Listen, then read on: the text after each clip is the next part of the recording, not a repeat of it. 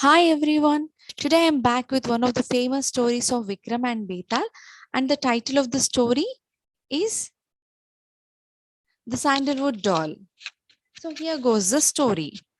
On the request by the sage, our brave king Vikram goes to the cremation ground and finds the tamarind tree on which the corpse was hanging upside down. Then he cut it loose. As soon as the corpse fell to the ground, it laughed loudly with a cackling sound. Then the king realized that it was a ghost. But the courageous king carried the body over his shoulders and started towards his capital. Who are you? He asked the ghost. I am Betal, replied the ghost, and in turn asked Vikram, why and where are you taking me away? A sage has requested me to bring you to him, replied Vikram. Betal did not have any objection to going with Vikram, but he laid down a condition. We have to cover a long distance, and to relieve the tedious walk, I will tell you a story. But you should not utter even one word till we reach the destination. If by any chance you utter anything, I will fly back to the tamarind tree. Do you agree to this? Asked Betal. Vikram agreed to this and silently listened to Betal's story. And the tale of the vampire narrated went as follows. Dilip was the son of a farmer of Saket Puri, a village that was part of estates of Zamindar of Sringwar. Dilip was not interested in agriculture, but he was a talented craftsman with a flair for making handicrafts of all kinds. In his skillful hands, a lump of clay would turn into a beautiful doll and a stick of bamboo into a flute in a matter of minutes. His artistic creations were modeled on nature. He was entirely self taught craftsman. The Zamindar's only daughter Malavika would turn 18 that year, and her father decided to celebrate her birthday in a very grand manner. So he issued a proclamation inviting all his tenants with their families to the function. So the people of Saket Puri wanted to present something very unique and memorable to their Zamindar's daughter on the occasion. They called on Dilip and requested him to use his skills to craft a very special item. After some deliberation, Dilip decided that a sandalwood throne would be the best gift. The sandalwood was procured the very next day and he started work.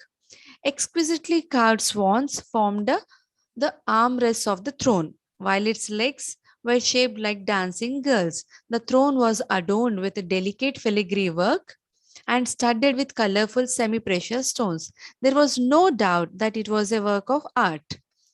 After completing the throne, Dilip found that he had some sandalwood left over. So he began carving idly on it and fashioned it into a doll in the form of a beautiful girl. The doll took on the features of a girl of his dreams. He draped it in silken garments and adorned it with pretty ornaments. The people of Saket Puri were wonderstruck on seeing the magnificent throne crafted by Dilip and showered fulsome praise on him. The throne was taken to Sringwar and duly presented to Malavika at the function. She was very thrilled by the unique present and wanted to meet the person who had made it. The Zamindar sent for Dilip. When Dilip arrived in response to the summons, he had the sandalwood doll with him. Malavika took one look at the doll and fell in love with it. Father, I want that lovely doll for myself, she declared. Forgive me, sir, said Dilip firmly, but I have made it for my personal satisfaction. I want to keep it for myself. The Zamindar said, I shall give you a good price for it. Just tell me how much you want. Money is not a problem here. But Dilip stuck to his guns. My lord, this doll is my very life. There is no question of parting with it at any price. How can this lifeless doll be your life? I will make you a handsome offer. If you like, you can take this Malavika in exchange for it, spoke up Malavika, who had been smitten by the charms of the young artisan. But Dilip declined the offer, saying, this doll has been made in the image of the girl of my dreams. I am looking for a bride like this, so kindly forgive me. I can't fulfill your wish. The refusal hurt Malavika's pride. She was very furious but said nothing. Understanding what was going on in his daughter's mind, the Zamindar said to Dilip, "No doubt you are a craftsman of unparalleled caliber. I congratulate you. Now, I give you 6 months' time to look for your dream girl. If you find her during this time, well and good. Otherwise, you will have to give the doll to my daughter and do as she says. If you don't, you shall be banished from my estate." "As you say, sir," said Dilip quietly, and he walked out of Zamindar's bungalow with his doll. He immediately started the search for his dream girl. He wandered from place to place for many weeks but could not find anyone resembling the doll. At last, tired and dejected, he reached a forest. As he was making his way through it, he suddenly fainted in sheer exhaustion. When he came to, he found himself lying on a string cot in a hut. An ordinary looking girl was by his side. Handing him a glass of water, she said, "I found you lying unconscious in the forest. By the grace of the forest goddess, you have returned to your senses. Please drink this water, to which lime juice and honey have been added. It will help you recover your strength. I shall call my father." And she went out. Moments later, she returned with an old man who checked his pulse and said, "Babuji, I am the physician of our tribe.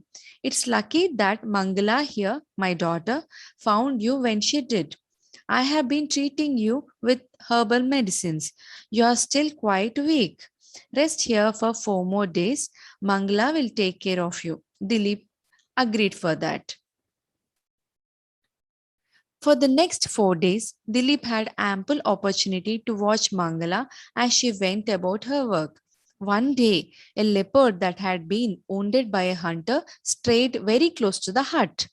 Dilip watched in astonishment as Mangala cajoled the creature close, washed the wound, tenderly applied a paste of herbs, and bandaged the injured paw.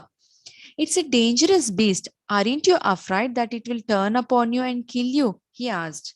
"No," she replied smilingly. "It's dangerous, all right, but it kills only when it's hungry. We have nothing to fear from any jungle beast, provided we approach it with love and kindness." On hearing this, Dilip was filled with new respect for Mangala. He observed that she kept herself busy the whole day, doing household chores and helping her father in his work. Often he heard her sing melodiously as she does her work. If anyone needed help of any kind, she would be the first to step forward. So on the fourth day, as Dilip prepared to take leave of Mangala, he offered his prized doll to her, saying, "I can never forget the help you gave me when I was in need. Please accept this as a gift from me." But Mangala declined politely, saying, "Look after yourself and reach home safe. That's the best gift you can give me. I pray that you find yourself a wife as beautiful as this doll." She then gave him a leather pouch filled with forest honey. "Mangala, your heart and mine are sweeter than this honey. I wish to make you mine. Will you marry me?" asked Dilip. Mangala blushed and nodded. Dilip then sought her father's permission. Within a week, Dilip and Mangala were married. They took leave of Mangala's father and left the forest. Instead of returning to his village with his bride, Dilip led her to Zamindar at Shringwar and said, "Sir, your daughter has asked for this doll. I am now prepared to give it her. Please accept it." "What price do you want for it?" asked the Zamindar. "Nothing. Let it be my present for her," answered Dilip respectfully. At that moment, Malavika came in and heard the exchange. "Is this tribal woman your dream girl?" she demanded. "She doesn't have the faintest resemblance to your doll. Is she more beautiful than me?" Without waiting for an answer, she turned to the Zamindar and said, "Father, Dilip has failed the challenge. take the doll from him and punish him severely. The zamindar looked keenly at his daughter and then turned to Dilip. He said, "Forgive me, Dilip. I am ashamed of my daughter's haughty and arrogant conduct. I am offering you 1,000 gold coins, not as a price for your doll, but as a wedding gift for you. Please accept it." Dilip graciously accepted the gift and left for his village with Mangla. Concluding the story at this point, the vampire demanded, "O king, for the sake of a mere doll, Dilip turned down the Zamindar's beautiful daughter and all her wealth. He then went on to marry a forest girl who had neither good looks nor riches. Was it not utter foolishness on his part? As if that were not enough, instead of taking his bride home to Saketpuri, he then went straight to the Zamindar. What was the need for that? If the Zamindar had followed the daughter's advice and awarded some harsh punishment to him, what would have been poor Mangala's position? From all this, it appears that Dilip was only a gifted artist with neither intelligence nor common sense. What do you say? If you know the answer, speak out. Otherwise, your head shall shatter into 1,000 splinters. Without hesitation, King Vikram answered, "Dilip was not merely an artist, but an intrinsically truthful man. A beautiful appearance alone is not enough. One must also have a beautiful mind."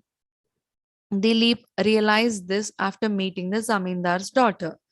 His subsequent meeting with Mangala made him realize that internal beauty is far more important than the external beauty. Finding this beauty in her, he married her. A good looking face pales into insignificance besides a loving heart. A proud and haughty person who is incapable of respecting others is not fit to be called a human being. Malavika was a classical example of such a person. Dilip lost interest in his doll when he realized that it too was a beautiful but lifeless creature like her. So he readily gave it away to Malavika, who coveted it. His actions cannot be termed foolish. As for his decision to meet the Zamindar immediately after his marriage, it only reveals his honesty. The Zamindar understood this, and that is why he apologized to Dilip. On hearing this, the vampire nodded in approval, and then he gave a peal of thunderous laughter and moved off the king's shoulder and flew away back to the tree. Poor King Vikram gave a little sigh as he gazed upon the scene, and then again he started to retrace his steps towards the tamarind tree. The end of the story. Thank you.